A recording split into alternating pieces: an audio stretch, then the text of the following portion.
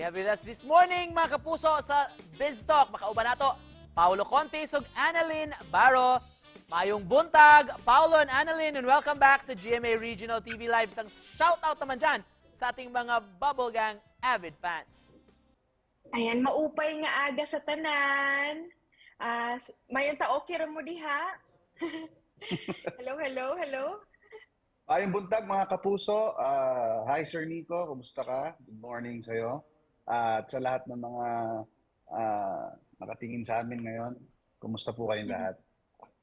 I'm good, Paulo. Thank you so much for joining us. Of course, isa ka sa original at pioneer cast ng Sure. Bubble Gang. Nakita mo talaga, of course, mga ups and downs ng program through the years. Kung may isa kang joke o punchline, Pao, na hindi mo malilimutan sa Bubble Gang, ano ito at bakit? Marami yan.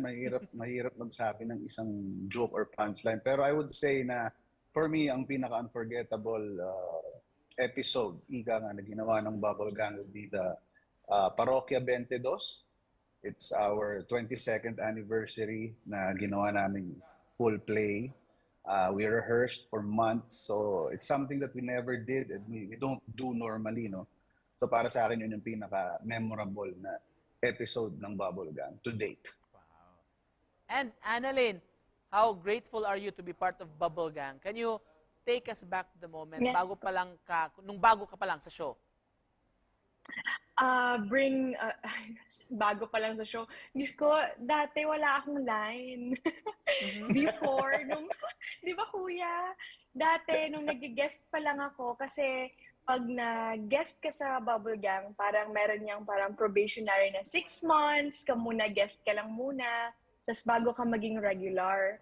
So, tapos yun, before, wala akong line, nasa likod lang ako, nasa background, tumatawa, ganyan. Tapos, until then, si Direct Bert, may he rest in peace, siya po yung isa sa mga nag-offer na, bigyan naman natin ng line si Annalyn, Sir Nico, yan.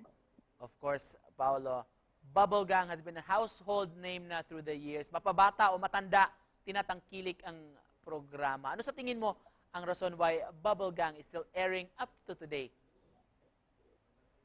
I think yung ability ng Bubble Gang to adapt sa makabagong panahon is yung talagang magic ng Bubble Gang, no? Yes, matagal na kami. So marami ng mga lumang viewers ang tumatangkilik sa amin. Pero every year, we make sure na yung mga jokes namin current, ina-adapt namin sa makabagong panahon para syempre yung mga mas bata, yung mga mas bagets, manood din ng Bubble Gang. And for Annalyn naman, how did Bubble Gang help shape your talent, lalo na sa acting? Or of course, pagiging isang comedian. Laking tulong po talaga yung Bubble Gang, especially po yung mga katrabaho ko, like sila Kuya Bitoy, Kuya Pao, ayan, the dream team. Ayan, sila po yung talagang isa sa mga tumulong sa akin para mag-grow, lalo na po sa comedy. Marami po ako natutunan sa kanila when it comes sa timing, and syempre, to adopt changes din na kung anong mga mali ko dati. Tapos ngayon, babaguhin ko na para for the better, para mas mapaganda yung show, gano'n. On another note, napansin namin, Pao, na lumalaki na ang bunso mo na si Summer. If ever, are you open to the possibility na Summer will join Bubble Gang in the future? Pwede. Baka by that time na pwede na siya sumali. Ako na director ng Bubble Gang. So, Wow. Who knows? no, but whatever she wants to do, I'm here. Kung gusto niya maging komedyante, I'm here to guide her. Kung gusto naman niya maging drama. Annalyn, anong mga pasabog nyo ngayong anniversary ng Bubble Gang? Anong inihahanda nyo? Nako, sobrang daming segment. Especially, hindi mawawala yung what is the meaning of this. At syempre, marami pa kasi marami kaming guest. Ang daming mga kinuhang mga TikTokers yung show. Tapos, syempre, mga segment ni Kuya Pao, nila Kuya Bitoy, Balitang Ina. Ayan, present po lahat yan. At mas lalong pinaganda ba para sa 27th anniversary namin. Paulo, para kanino mo dinidedicate ang success ng Bubble Gang? Of course, para sa lahat ng namin, sa lahat ng loyal viewers namin. Alam mo, ang Bubble Gang, katulad ng sinabi mo kanina, marami kaming ups and downs, maraming mga challenges.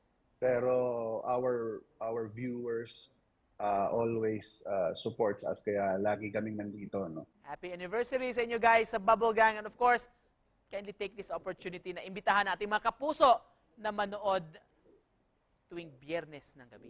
Mga kapuso, mga kabubble, maraming salamat po sa 27 years na suporta nyo sa Bubble Gang. Sana magtagal pa yung pagsasama natin. Again, it's our 27th anniversary. Pinaghandaan po namin to. First time lumabas ulit ang Bubble Gang sa studio. Kaya I'm sure ibang putahe yan sa mata. Ibang putahe yung mga bagong mga jokes namin, mga bagong sketches. So I hope you support us. Thank you very much, mga kapuso.